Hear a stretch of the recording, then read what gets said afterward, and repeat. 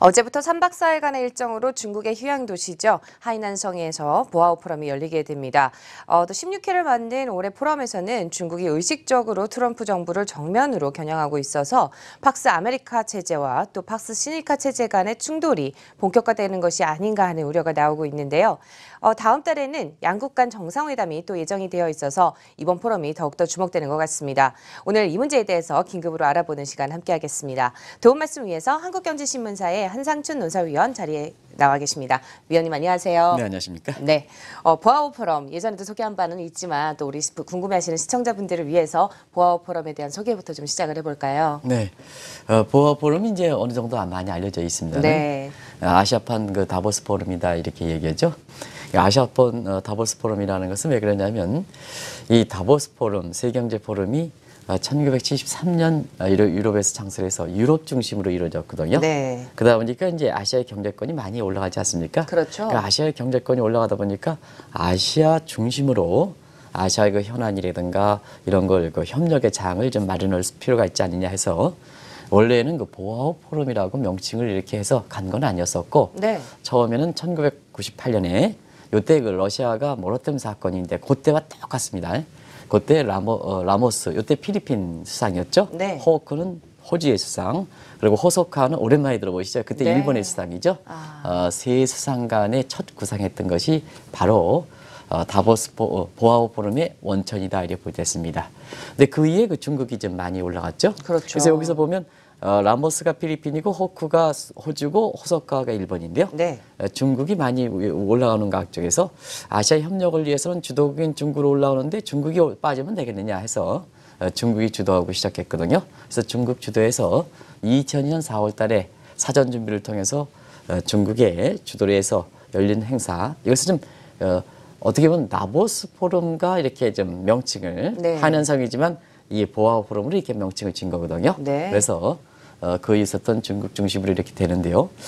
자연스럽게 중국이 위상이 올라가면 올라갈수록 이 보아오 포럼이 더 관심 있겠습니까? 안 관심 있겠습니까? 관심이 더 가겠죠. 더 관심이 되겠죠. 네. 그래서 지금은 그 세계경제 포럼 쪽 다보스 포럼은 매년 뭐 최대 행사는 마찬가지입니다는 관심도로 볼 때는 시간이 가면 갈수록 이 다보스 포럼에 참석하는 인사 같은 경우에는 자꾸 줄어들고 있고 네. 세계 통수권자들이 자꾸 줄어드는 상황이거든요.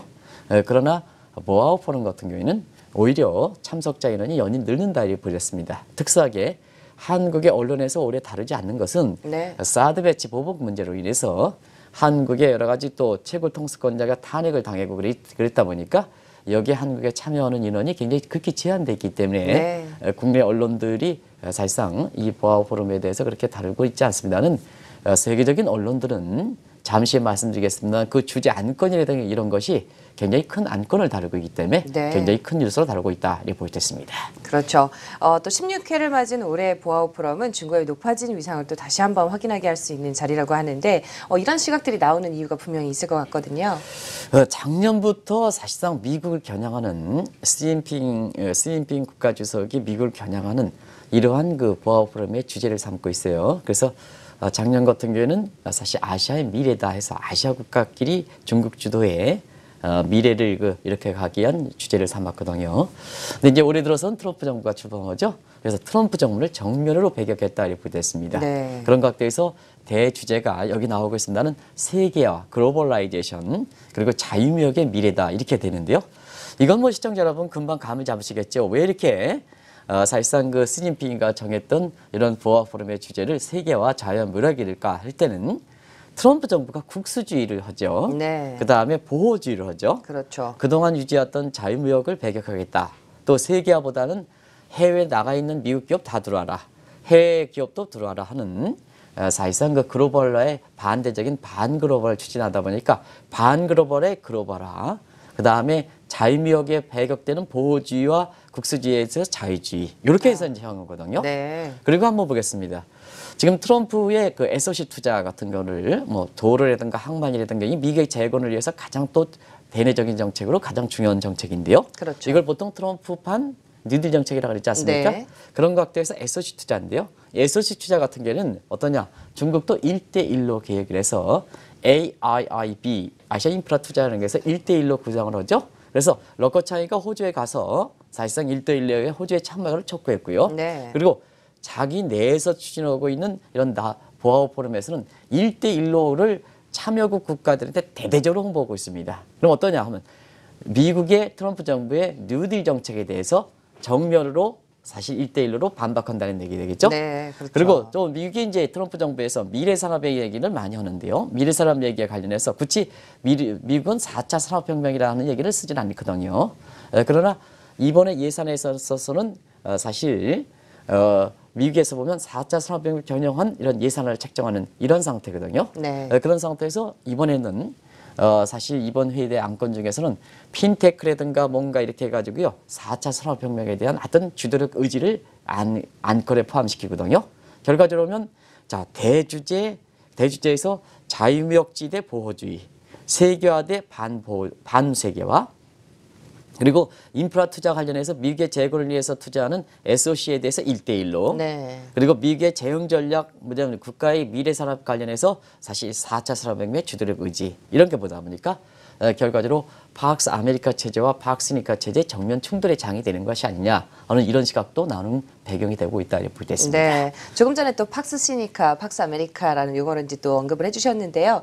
또 시청자분들을 위해서 팍스 시니카에 대한 설명을 좀 해주시면요. 네, 예, 사실 이 방송을 통해서 팍스니까에 대해서는 어느 정도 좀 말씀을 드렸습니다는 아직도 생소하신 분이 많아요. 네. 아직도 그 익숙한 용어는 팍스 아메리카 체제다 이렇게 이제 하시겠는데요.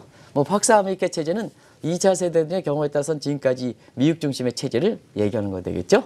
그래서 이 팍스 아메리카 체제 잘 얘기하는데요. 네. 이 분야에 대해서 이게 균열을 보이기 시작한 것은 2000년 이후에 뉴 밀레니엄 시대에 접어들면서 국제사회에서 중국이라는 얘기가 공식적으로 들어오고 한국의 재테크 문화에서 차이나 펀드 관련해서 이때부터 지금 우리 재테크에 대해서 우리 국민들이 생각하기에서는 재산 증식 시절에 중국에 대해서 의식을 시작하고 있거든요. 이게 왜 그러냐면 중국의 위상이 그만큼 빠르게 부상하기 때문에 그렇다 이렇게 됐습니다. 그래서 이런 걸 반영해서 가장 먼저 질서상의 용어로 이렇게 포착한 사람이 개인적으로도 만나본 사람이 있습니다는 2007년에 닐 퍼거슨 하버드 교수거든요. 네. 근데 이분이 이제 유명한 용어를 얘기했죠. 결정적인 때 자막이 좀 바뀌어 나가고 있어요. 네. 자막을 좀 다시 비춰주면 좋은데요. 닐 퍼거슨 교수가 차이메리카는 용어를 했죠. 네. 제가 이때 당시에는 사실 미국의 연방정부의 보이스 오브 아메리카의 이게 경제를 좀 해설을 해오고 네. 그다음에 한국경제의 송지효 대표께서 좀 많이 배려를 해서 월가 특판으로 나가 있을 때인데요. 네. 이때 닐 퍼거슨 하버드 교수를 좀 만났었거든요. 근데 그때 당시에 이제 세계적으로 유명했던 용어가 차이메리카입니다. 그럼 차이메리카는 뭐냐 하면 차이나 플러스 아메리카의 네. 합성어거든요. 그럼 지금에게는 그룹 2, G2 체제와 동일한 의미를 갖고 있다. 그래서 2007년에는 조만간 차이메리카 시대, 미국과 중국이 같이 버금드는 시대가 될 것이다. 견줄 수 있는 시대가 될 것이다 하는데요. 이건 이미 왔었죠. 네, 그래서 그렇죠. 닐 퍼거슨 교수가 지금 세계적으로 가장 젊은 경제학자 중에서 굉장히 각광을 받는 이유도 바로 그렇다 이렇게 보겠습니다. 근데 최근에 보면 이런 차이메리카 G2 체제와 함께 조심스럽게 팍스 순위카 체제 이게 이제 팍스 아메리카 체제보다 더 많이 들리거든요. 그렇죠. 그럼 팍스니까는 뭐냐 하면 이제는 차이메리카 시대 G2를 벗어나서 중국 중심의 세계경제 질서를 얘기한다고 볼 때 있습니다. 그래서 네. 미국 중심의 체제를 팍스 아메리카 체제에 대해서 중국 중심의 체제를 팍스니카 체제다 이렇게 이제 보시면 되겠습니다. 네. 또 실제로 중국의 위상이 또 미국과 또 버금될 정도로 또 높아졌다고 하는데 이번 기회를 통해서 얼만큼 또 올라왔는지도 확인해 볼 수 있을 것 같아요. 네, 많은 사람들이 중국의 성장률이 한 6, 7년 전에 10에서 12%에서 네. 지금 성장률이 6%대로 떨어지면 중국의 국제 위상이 떨어지는 걸 생각합니다. 아, 근데 네. 중국의 성장률이 6%고 미국의 성장률이 지금 2%뿐이 아니지 않습니까? 그렇죠. 그러면 과거 중국에 대비해서는 중국이 반토막 났지만 아직도 지금의 성장률을 보면 중국이 6%고 미국이 2%이기 때문에 4배 이상 중국의 위상이 부각되는 겁니다. 네. 그걸 좀 잘 보실 필요가 있는데요. 중국 경제 성장이 떨어지는 여부와 관계없이 중국의 국제 위상은 많이 증가했다 이렇게 볼 때 있습니다. 그래서 국제 위상을 어떻게 따지냐면 하드웨어와 소프트웨어 이상으로 따지죠. 네. 우리가 이제 한번 비교해봤죠. 사람으로 따지면 하드웨어는 몸체, 장애인코의 몸체에 해당되고요. 소프트웨어는 지능에 해당된다 이렇게 볼 때 있습니다. 네, 시청자 여러분, 장애인코의 주말에서 이렇게 얘기하겠습니다. 장애인코가 매일 그렇게 인기 앵커로서 이렇게 많이 이렇게 화제되고 있습니다는 왜 인기가 있겠습니까?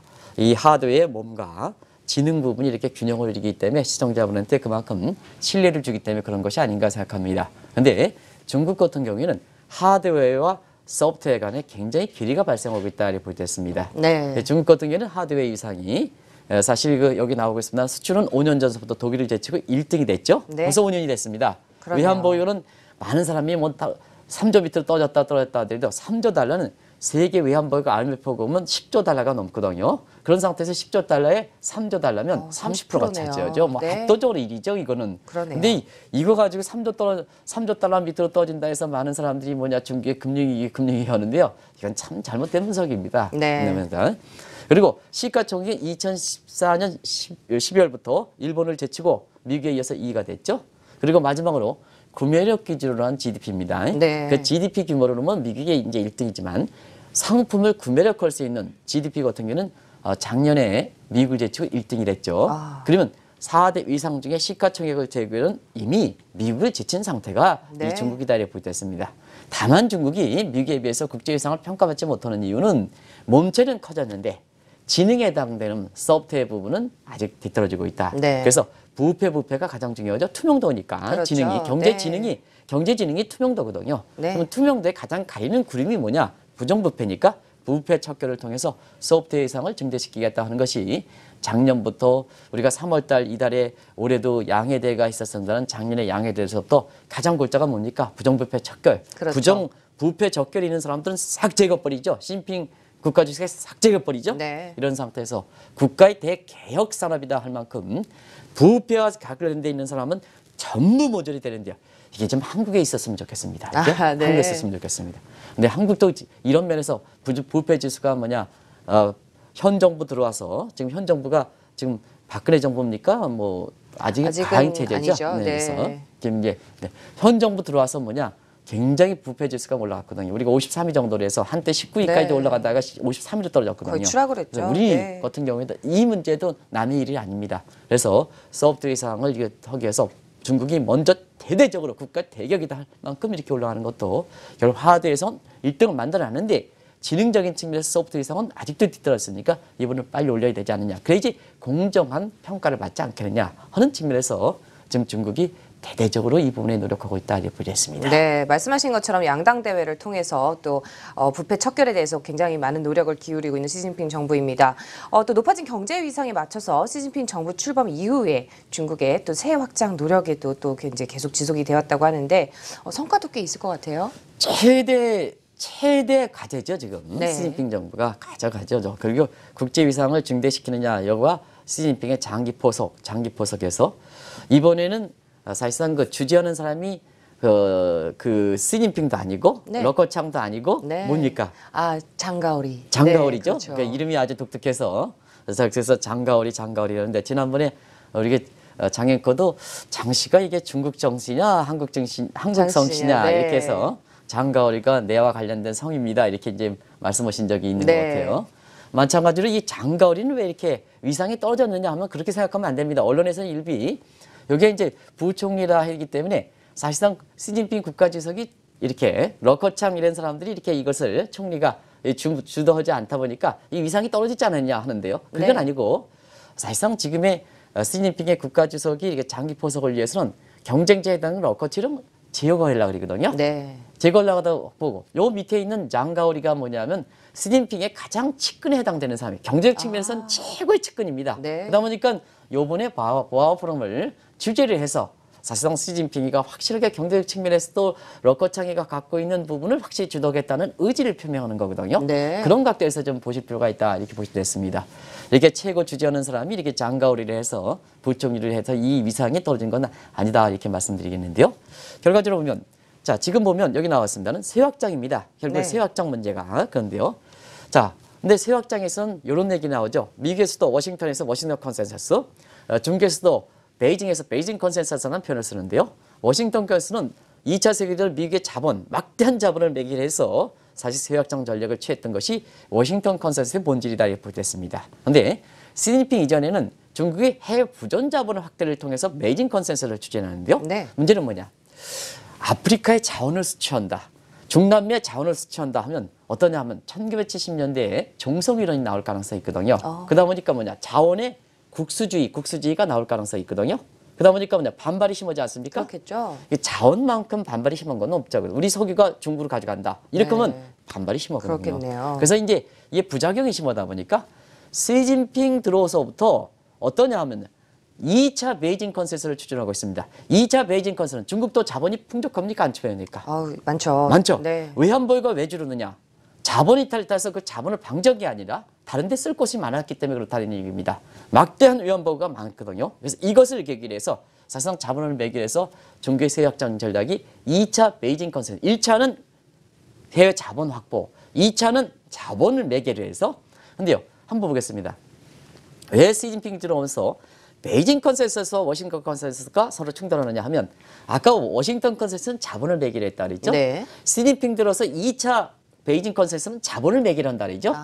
그러니까 똑같은 자본을 매개로 하니까 충돌할 수밖에 없는 거죠. 그렇겠네요. 그러니까 충돌할 수밖에 없는 이런 상황이 지금과 같은 이러한 미국과 중국 간의 모든 면에서 사실 전면전이 불사하는 것처럼 그러한 환경이 도태되는 것도 국제 질서상의 이런 베이징 컨센서스, 워싱턴 컨센서스 자본을 매개로 한 동일한 구도기 때문에 충돌할 수밖에 없다 이렇게 보기 됐습니다. 네, 계속해서 여러 면에서 또 지금 충돌을 하고 있는데 또 지난해부터는 중국이 주력하고 있는 국제금융기구 개편에도 미국 중심의 국제금융기구와 또 정면으로 충돌을 하고 있다고 하는데요. 이 부분에서도 또 계속 또 다시 충돌을 하고 있는 것 같아요. 네, 중국 중심의 국제금융기구는 사실 미국의 국제금융기구를 의식했죠. 네. 여기 이제 그래프에 있습니다는 2차 세계대전 이래 소위 브레튼 우즈 체제, 국제금융 질서를 하는 것은 브레튼 우즈 미국 중심의 체제에서 보면 핵심 헤드쿼터가 IMF 국제금융, 세계개발 월드뱅크, 아시아 인프라 ADB죠. 네. 다 아실 겁니다. 요게 핵심 헤드쿼터를 역할을 해왔죠. 그렇죠. 그죠? 근데 요걸 붙여서 중국이 CRA, 중국판 IMF라 하는 네. 긴급 외환 기금이라 해서 월드뱅크에 대해서 NDB, 원래는 브릭스 은행이 세계에서 신흥그룹 포괄돼서 NDB, 뉴 디벨롭 뱅크에서 신개발을 이렇게 해서 했죠. 그다음에 ADB에 대해서 AIIB 해서 네. 전부 2년 차를 맡고 있죠. 2년 차를 그렇죠. 맡고도 구체적 모습이 되다 보니까 미국의 IMF, 월드뱅크, ADB에 대해서 CRI, NDB, AIB가 정면으로 충돌하는 상황이다 이렇게 보겠습니다. 통화적인 측면에서 보면 자, 미국의 중심의 달러 중심 체제에서 브레튼 우즈 체제에서 자, 1971년 닉슨의 금태한 정지까지는 달러 중심 체제, 브레튼 우즈 네. 체제가 돼서 스미드 소지안 체제를 과도기 거쳐서 1976년 킹스턴 체제 오면서 사실 SDR이라는 게 자, 그 이전에 창설했지만 SDR인 게 세계 중심 통화 역할을 했거든요. SDR에 통해서 목스박스계 시스템이거든요. 거기에 뭐냐? 5개국 통화, 선진국 통화, 미국 중심, 미국의 전통적 우호국만 들어갔죠. 네. 근데 이것이 있잖아요. 작년에 10월부터를 계기로 해서 중개 위안화가 들어갔죠. 2015년 11월 말에 이렇게 편입되고 이게 발효가 된 게 작년 10월 달이거든요. 네. 그러다 보니까 뭐냐. 자, 여기도 아까 말씀드렸듯이 팍스 아메리카 체제, 차이메리카 체제, 팍스 시니카 체제 이렇게 된다 그랬죠. 그런 상태에서 달러 중심의 일박 독주에서 SDR이라는 것은 달러에 대해서 어떻게 보면 혼합 체제에서 지금 위안화가 들어가서 제 모습을 아직 나타나고 있지만 위안화가 들어가는 모습 이렇게 되는 거거든요. 그런 측면에서 지금 중국이 이번 보안을 통해서 중국의 위상을 확실하게 이렇게 부상하겠다는 것은 어느 정도 기반을 좀 갖춰가고 있다는 얘기거든요. 네. 기반을 갖춰가는데요. 트럼프 미국 입장에서는 아시아 중심이기 때문에 보아포를 참석을 못하거든요. 그러다 보니까 이번에 뭐냐. 사실상 반발하는 사람 중심으로 해서 이 중국이 확실하게 위상을 증대시키겠다 하는 측면이 어느 정도 기반을 갖춰가기 때문에 그렇다 이렇게 보겠습니다. 또 이번 포럼에서는 또 상대적으로 또 부진한 무역 분야에서 또 중국이 세력 확장을 하기 위한 절호의 기회로 또 이제 삼고 있다고 하는데요. 이 또 무역 쪽이 왜 그런지 또 이쪽에 대해서도 관련해서 설명을 해주시면은요. 뭐든지 경제는 금융과 실물이거든요. 네. 대외적인 측면에서는 뭐냐? 국제 금융, 통화와 그다음에 무역 부분이거든요. 여기 양면 체제거든요. 네. 근데 중국이 뭐냐? 시진핑이 공교롭게도 뭐냐면 국제화 과제에서 위안화 국제과제가 되다 보니까 앞서 말씀드린 같이 금융 분야는 어느 정도 이렇게 기반을 갖춰가지 않습니까? 그렇죠. 근데 무역 부분은 사실상 미국에 일방적으로 물렸거든요. 네. 위상이 증대했는데도 불구하고. 근데 트럼프 정부 들어오면서 자, 그동안 2차 세계대전 주려왔던 세계화 반대, 자유무역 반대 하다 보니까 사실상 그동안 자유무역이 이상이라 생각해서 국제규범 추진하고 국제규범 추진해서 그동안 자, 세계적으로는 자유무역에서 보면 시청자 여러분 잘 아시겠지만 가트 체제, GATT, 가트 체제, 그리고 1995년서 너리트 체제, 네. 그리고 지금은 뉴라운드 체제. 이게 국제무역 질서의 자유무역을 지도하고 미국 중심의 체제인데요. 이게 트럼프 정부 들어부터 자유무역부터 보호주의를 하거든요. 네. 그러다 보니까 자 그동안 국제규범 자유무역에 따랐던 우리나라도 대표적으로 자유무역에 따랐던 이런 국가들이 지금 어떻게 할 수 없는 거거든요. 미국이 저렇게 트럼프 정부가 보호주의 가다 보니까. 그렇죠. 그러다 보니까 뭐냐면 자 다보스 포럼에서도 트럼프가 안 가니까 자 이례적으로 시진핑이가 다보스 포럼에 가가지고 있잖아요. 이 자유무역에 반발하는 사람들 네. 이게 어쩔 줄 모르는 사람들을 우리가 자유무역에 대해선 세계화에 대해선 중국이 미국이 대처하겠다 해서 거기서 세계화했던 거거든요. 네. 그래서 1월 말에 열렸었던 다보스 포럼에 시진핑이 대거 경제살출단 들어가지고 막 퍼지면서 지금 자유무역에 반발하는 사람들 입장에서 그 사람을 끌어들이게 바랐거든요. 자 이번에 보아오 포럼 이 개월 계기로 해서 사실상 이번에 참석하는 사람들 입장에서는 자 여러분 혼란스럽게 생각하지 마세요. 그동안 W 체제든 가드 체제든 뉴라운드 체제든 간에 뉴라운드 아직 진행형이지만 여기에서 국제규범 해서 여러분이 대내법도 국제무역 자유무역을 지적해서 절정했던 부분에 대해서 혼란을 느끼거든요. 트럼프가 보호주의로 가니까 국제규범도 엎으겠다 하니까 네. 그러다 보니까 이런 사람은 중국이 우리가 대처하겠습니다 하면 자 2차 세계대전 이후에 자유무역 질서를 하기 위해서 미국이 거의 한 60년 이상 노력해왔지 않습니까? 그럼요. 공들여왔지 않습니까? 네. 많은 비용을 들이고 근데 중국은 트럼프가 보호주의라든가 이런 거 나가니까 혼란스러우니까 싹해서 그 틈을. 깨차면 네. 자 무역 부분이나 통상 부분에 있어서도 빨리 중국 중심의 체제가 되겠죠? 그렇겠네요. 그런 체제가 이번에 보아오 포럼의 아주 중국의 야망적 모습이다 이렇게 보도했습니다. 이런 것이 이번에 보아오 포럼의 중국의 아주 굉장히 기여고 야망을 이렇게 성취시키려는 의도가 네. 이번 보아오 포럼에서 나타난다 이렇게 보도했습니다. 네, 또 중국 입장에서 타이밍을 잘 잡은 것 같은데 말씀을 듣다 보니까 왜 미국이 이렇게 사사건건 중국을 물고 늘어지는지 좀 이해가 되실 것 같습니다. 그래서 사실상 또 전면전도 불사르고 있어요. 그러다 보니까 사실상 그렇습니다. 중국이 모든 면에서 네. 사실상 트럼프 정부에 반발하는 시각이죠. 이게 보면 이번 포럼에서도 주제도 그렇고 네. 어쨌거나 트럼프의 받아들이는 트럼프 입장에서 어떻게 되겠습니까? 중국이 가뜩이나 미운 살이 눈 안 좋은 데 있잖아요. 네. 전부 사사건건 건드리는 거 아니겠습니까? 그렇죠. 보호주의에 대해서 자유무역으로 가겠다. 반세계에 대해서 세계화로 가겠다. 그 다음에 미국의 뉴딜 정책에 대해서 SOC 투자를 하면서 1대1로 가겠다. 그리고 미국의 미래산업 주도권 전략에 대해서 4차 산업을 가겠다. 사사건건 반대하거든요. 네. 그런 입장에서 보면 트럼프 입장에서는 이렇게 중국에 대해서 반발할 수밖에 없다. 이렇게 해서 전 분야에 걸쳐서 이렇게 전면전 양상을 치르고 있죠. 이건 굳이 설명드리지 않더라도 트럼프가 명실공히 중국에 대해서 환율 조작이라든가 모든 엔타이덤프라든가 하이테리프 태학세라든가 고관세라든가 해서 전면으로 중국을 두들기는 것이 지난 출범 이후에 2개월 정도도 안 됐습니다는 그 모습을 보여주고 있다 이렇게 보여졌습니다. 네. 그리고 그 의지를 나타내는 것이 앞으로 트럼프 내각에서 보면 전부 중국에 대해서 굉장히 반중 감정을 갖고 있는 사람들이 전부 채워주고 있죠. 네. 예를 들어서 엔티스 분야 미국의 국가무역위원회에서는 피터 나바로 교수가 있죠. 네. 피터 나바로 교수는 중국에 대해서 굉장히 아주 적대시하는 사람입니다.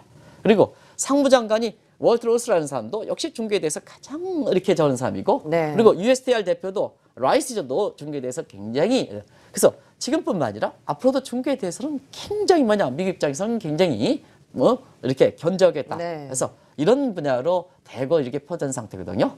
그런 각도에서 이미 마찰이 전면적으로 나타나고 있습니다는 우리 입장에서 주목하는 것은 국제무역에서는 상호주의 원칙이거든요. 그래서 중국을 두들기면 비슷한 국가들도 똑같이 두들길 수밖에 없습니다. 예를 들어서 국제무역의 상호주의 원칙이라는 건 뭐냐면 장현커와 나의 비슷한 처지가 있는데요.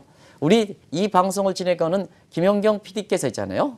자, 장현커에 대해서 똑같은 처지가 있는데 방송 잘해라 이렇게 해서 얘기한다면 자 똑같은 처지에서 장애컷만 방송 잘해라 하는데 한상철한테 방송 잘해라 안 얘기하면 안 되는 얘기입니다. 그래서 똑같은 처지에 있는 것은 똑같은 보복 조치를 할 수밖에 없다는 게 네. 국제적으로 보면 상호 호의 원칙이거든요. 그런 각도에서 보면 자 우리가 이제 이번 달 말에 미국의 NT 보고서라고 해서 무역 통상 장벽 보고서가 나오거든요. 네. 거기서 중국에 대해서 굉장히 두들겨 팬다 하는 내용 같은 게 나올 경우에는 한국도 긴장할 수밖에 없거든요. 그렇겠죠. 국제 상호주의 원칙에서. 그럼요. 그리고 시청자 여러분 잘 아시겠습니다만 다음 달에 트럼프 정부에 처음으로 나오는 환율 보고서 나오죠. 네. 전 세계가 긴장하고 있습니다. 여기에 환율 조작 여부, 이 여부 관련해서 한국이 중국보다 더 어려우니까 중국에 대해서 예를 들어서 환율 조작의 개연성 정도가 높은 쪽으로 나온다면 한국도 뭐냐 이 조작 가능성이 높고 그럼요. 이것이 뭐냐 우리나라의 수출이라든가 무역이라든가 아니면 원달러 환율 지금 많이 떨어지죠? 원달러 환율이 떨어지는 이 부분에 직결되어 있기 때문에 우리와 관련된 일이거든요. 그런 차원에서 지금 전면전도 불사하고 있는데요. 세계 경제 강국들이 이렇게 전쟁을 불사하면 결국 세계 경제 입장에서는 그렇게 썩 좋지 않은 거거든요. 그런 관점에서 보면 다음 달에 열릴 트럼프와 그다음에 시진핑 간의 정상회담 이것이 사실상 세계 입장에서는 가장 주목되지 않겠냐. 이 이전까지 증시라든가 이런 측면에서는 상당히 긴장 속에 가지 않겠냐 이렇게 이제 보고 있습니다. 네. 또 뭐 아무래도 세계 어느 나라보다도 또 미국과 중국 사이에서 여기 끼어 있는 또 우리나라가 입장을 취하기가 가장 어렵지 않을까 생각이 됩니다. 앞으로 한국은 어떻게 쳐나가야 될지 간략하게 한번 들어볼까요? 네, 사실상 우리 입장이 가장 어렵죠. 네. 왜냐하면 중국과 그다음에 미국의 샌드위치 국면이기 그렇죠. 때문에 네. 중국의 사드 배치 보복 문제도 사실상 뭐냐 중국의 위상이 올라가지 않았다면 이 중국의 사드 배치 보복이 이렇게 우리가 피해를 많이 당했을까 할 때는 그때는 중국 위상이 올라가지 않았다면 사실 미국의 사드 배치 있다면 중국이 아마 이런 반항 감정 해가지고 보복 조치는 하지 않았을 겁니다. 또 네, 그렇게 그랬겠죠. 할 수 있는 여력이 안 되고요. 그래서 이 사드 배치 보복 문제, 사드 배치 문제도 어떤 사람들 같은 경우는 이거 현 정부 들어와서 전격적으로 결정한 거기 때문에 중국이 반하는데 왜 외교적으로 뭐냐 그렇게 하냐 그런 면도 있습니다는 크게 보면 결국 미국과 중국 간의 주도권 다툼에서 네. 이것이 뭐냐 결과적으로 한국이 더 피해를 받는 이런 적도 있다 이렇게 볼 수 있습니다. 그렇죠. 네. 그런 측면인데 사실상 우리 입장에서 보면 지금 상태 그렇다고 해서 자 이렇게 했는데 우리가 포지션을 정하지 않고 수동적으로 좀 지켜볼 필요가 있느냐 이런 게 지금 과도 정부라는 특산, 제가 과도 정부라는 것은요 네. 아직 그 새로운 대통령 정해지지 나오지 않았으니까. 않고 네. 지금 현 대통령 탄핵으로 해서 없으니까 과도 정부라 이렇게 표현한 겁니다. 혹시 과도 정부가 부정적 의미를 갖고 있기 때문에 이제 조심스럽게 다시 한번 좀 해설해 드리는데요. 이런 과도 정부에서 보면 그렇다고 해서 과도 정부의 특성 어떤 입장을 포지션을 정하지 않고 그냥 수동적으로 이렇게 해서 이 다보스 보아오 포럼 것도 우리가 참여하지 않은 이런 모습 이렇게 보는데요. 사실상 그것은 반격스럽지 않지 자세입니다. 그럼요. 지금 대변화가 있기 때문에 얼마큼 숨가쁘게 지금 전개되고 있지 않습니까? 네. 그런 측면에서는 우리의 국익을 위해서 이 차기 정부에 누가 들어오든 지금의 과도 정부든 간에 적극적으로 의사결정할 필요가 있는 것이 아닌가 생각합니다. 그래서 이럴수록 뭐냐 정경분리를 취해달라. 눈치 보지 말고 차기 대선이 누구냐 정경분리 원칙에 실리회기를 좀 하지 않아야 되지 않냐 생각하고요. 그런 측면에서 한 가지 말씀드리면 이제는 수출과 기업에 있어서 다변할 필요가 있다. 과거에는 미국 중심을 다변해서 중국으로 했는데 이 중국이 지금 더 미국보다 편향돼 있거든요. 근데 이 모양을 당하는 거 아니겠습니까? 네. 그래서 지금 인도라든가 브라질이라든가 이런 다변할 필요가 있는 것이 아닌가 이런 생각이 되는데요. 그런 관점에서 마지막 말씀드리면 앞으로 뭐냐 숨가쁜 일정. 미국도 네. 우리가 미국의 일정도 다우지수가 2만 포인트 올라갈 때는 트럼프에 대한 기대지만 출범 이후서부터는 사실상 제도가 나와야 되고 이제는 행정명령이 아니라 의회를 거치기 때문에 의회에서 반발이 있을 수가 있습니다. 그리고 뭐냐 경제정책의 성과가 나야지 추가적으로 올라가는 겁니다. 한국도 지금 주가가 올라가지만 사실 1940에서 캐슬게이트 이지청에서 2160 우리가 한국 기적에서 우리가 뭐를 가져왔습니까? 그리고 어떤 사람은 뒤늦게 대세 상승하는데요. 우리 퍼가 낮다. 퍼가 낮은 거는 5년 전에 퍼도 낮은 거다. 그 사람이 그렇게 떠드는 겁니다. 지금 와서 무슨 퍼가 났다고 해서 대세 상승입니까? 근데요. 일정상 보면 미국도 주춤하는 양상이고 한국도 뭐냐? 이렇게 되는데 뒤늦은 대세 상승해서 트럼프 당선 이전에 트럼프 올라갈 때 주가가 올라갈 때 그 사람들이 그렇게 전방해서 지금 대세 상승하면 신뢰가 되지만 그때 못했던 사람이 뒤늦게 대세 상승해서 뭐 2,500까지 간다는데요. 지금부터는 상당히 지켜볼 필요가 있다는 걸 말씀드립니다. 신중하게. 네, 오늘도 말씀 잘 들었습니다. 지금까지 시청해주신 한상춘의 지금 세계는 코너, 또 한국경제TV 페이스북 페이지를 통해서 한상춘 TV로 검색해서 다시 한번 확인해 보실 수 있습니다. 지금까지 한국경제신문사의 한상춘 논설위원이었습니다. 말씀 잘 네, 들었습니다. 고맙습니다.